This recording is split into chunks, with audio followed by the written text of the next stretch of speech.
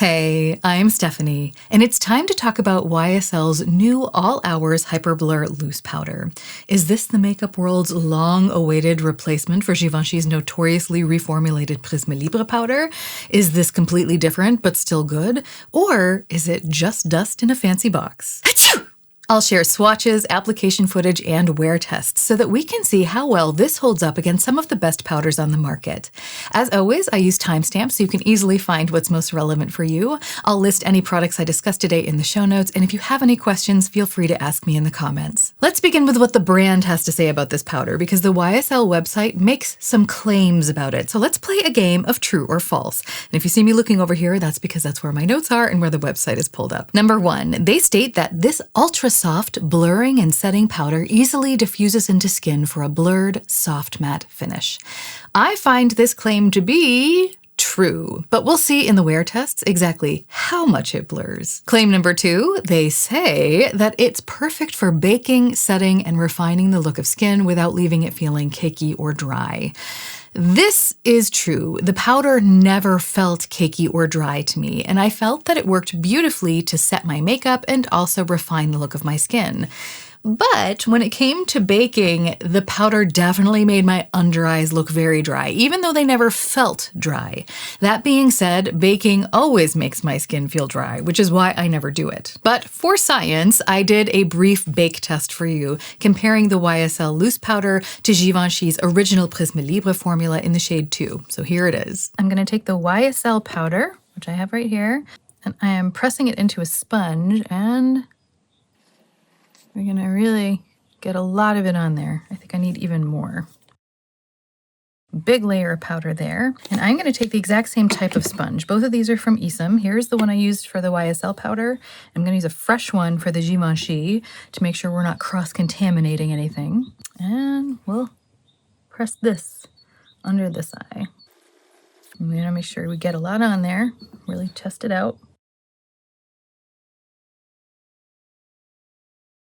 I feel like we have approximately the same amount of each powder on both eyes. And I'm gonna come back and brush it all off, and then we're gonna take a very close look at all the nooks and crannies. A few moments later. The time has come. I'm gonna brush off the powder here. Oh, got some mascara on my brush. Okay, so YSL eye is now unpowdered. Let's see about the Givenchy side. My first impression is that both under eyes look really bad.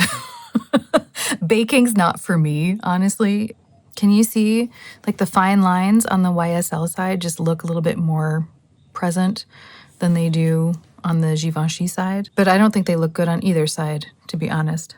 And I don't think that the fact that I have mascara underneath this eye looks great either. Now back to our game of true or false. YSL also included the results of some consumer testing on their website, so let's take a look at that. They claim that 100% of the consumers tested agreed that Hyper Blur feels lightweight when applied on the skin. I 100% agree with that, so I would say it's true. They also say that 100% agreed that after application, skin can still breathe. I've never tried a powder where that wasn't the case, so I agree. They also claim that 98% of consumers tested said that skin texture looks refined and flawless. I 98% agree with that. I mean, it definitely helps to refine the look of the skin, but flawless? Is that even possible? I mean, maybe if you have naturally flawless skin, but most of us don't. And if you have massive amounts of texture on your skin or a lot of scarring or some deep wrinkles, no powder on earth is going to be able to erase those things. So let's just say it looks beautiful, and we'll leave it at that. 90% of people said that it blurs the skin perfectly.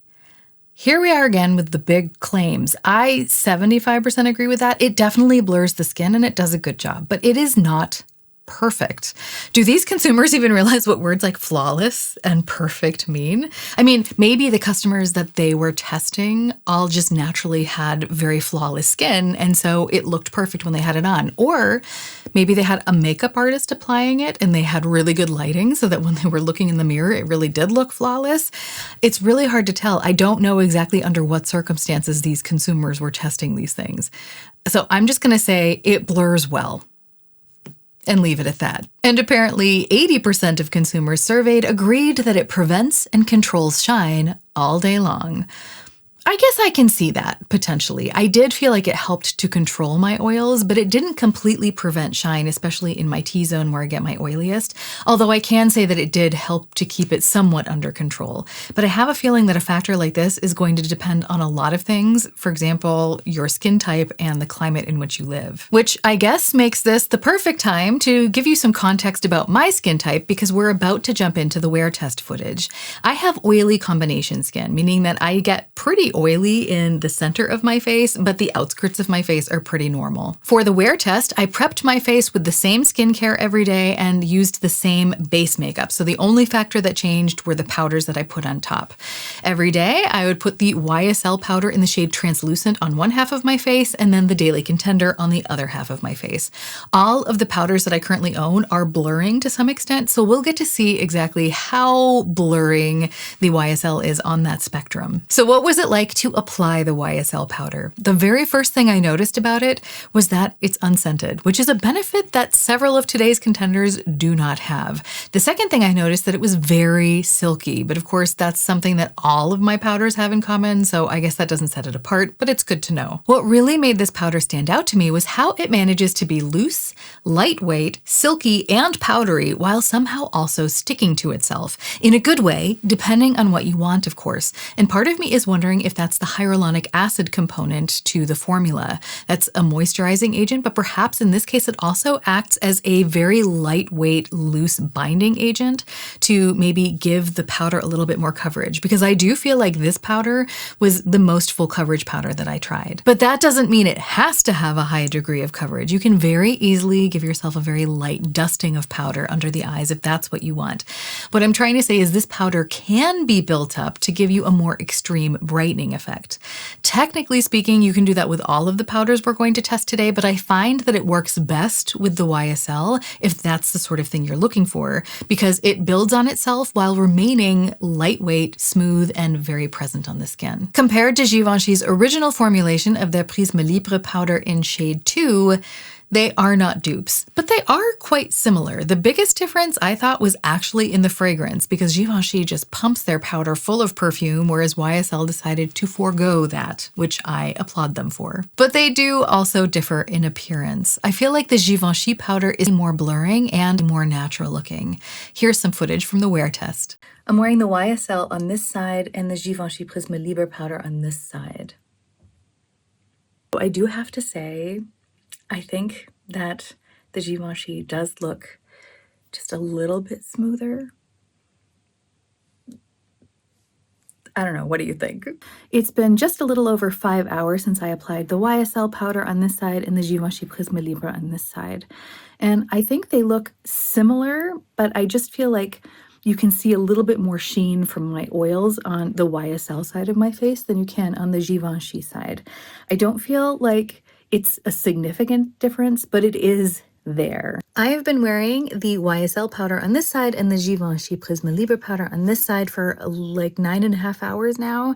And at this point in the day, both of them are looking pretty much exactly the same. I feel like this under eye looks a little bit better, but I think that might actually be because this under eye just naturally looks better even without makeup.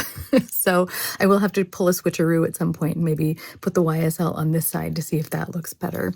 But basically, to me, they look exactly the same right now. I feel like I don't know, my oil hasn't completely broken through everything. I feel like I still don't look like a grease ball, which is nice on both sides. But you do see some luminosity from my oils coming through. But I would say by the end of the day, they're the same powder. If I could describe the differences between these two powders with one comparison, I would say that the finish of the Givenchy reminds me more of a soft chiffon veil, whereas the finish of the YSL reminds me more of Egyptian cotton. Both feel very luxurious to use, but unfortunately, it's not the dupe that a lot of people were hoping for. However, it is an excellent powder, so let's see how it compares to some of my other favorites. The biggest difference difference I noticed between the YSL powder and the Huda Beauty Easy Bake Loose Baking and Setting Powder in the shade Pound Cake was, once again, the fragrance. Although I have heard that Huda Beauty has now released a fragrance-free formula. Does that mean that all of the loose powders are now fragrance-free, or do you have to buy a specific fragrance-free version? If you happen to know, please tell me in the comments. But once again, when I applied these powders directly next to each other on my face at the same time, the cosmetic differences were pretty subtle. In this case, I thought that the Huda powder was more mattifying and less brightening, while the YSL had a soft luminosity in comparison. But both of them were softly blurring, and here's the wear test. I just finished applying my makeup, the YSL on this side, the Huda Beauty on this side, and when I first apply it, I feel like the YSL side is a little bit brighter and it's a little bit more luminous, but it's a very soft luminosity. The Huda powder is more mattifying and not quite as brightening. Of course, that's also based on the color. There are two different colored powders, but other than that, I feel like they look very similar. I think you can maybe see the difference, at least in the viewfinder here. I can see that this side looks just slightly more luminous, but both sides are beautifully blurring. YSL, Huda.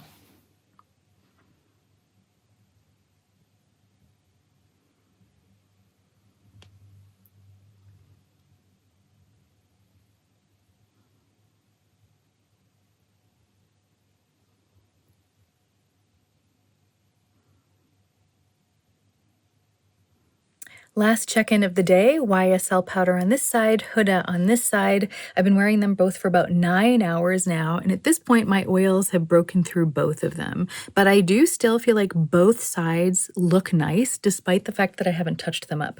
So although you can see my oils, it's not like I look like a total grease ball. I just look very dewy. So all in all, I think they're both good powders. I just think that the Huda Beauty lasted a little bit longer on my oily parts. I also pit the YSL powder against my One Size Ultimate Blurring Setting Powder in the shade Translucent, which is what I tend to wear on stage or when I fear that my makeup will melt off if it's really hot outside. Normally, I tend to prefer a lightweight, more natural look to my makeup, and I want my skin to look like skin. But sometimes I'm willing to make a trade-off, for example, if it's more important that my makeup last all night.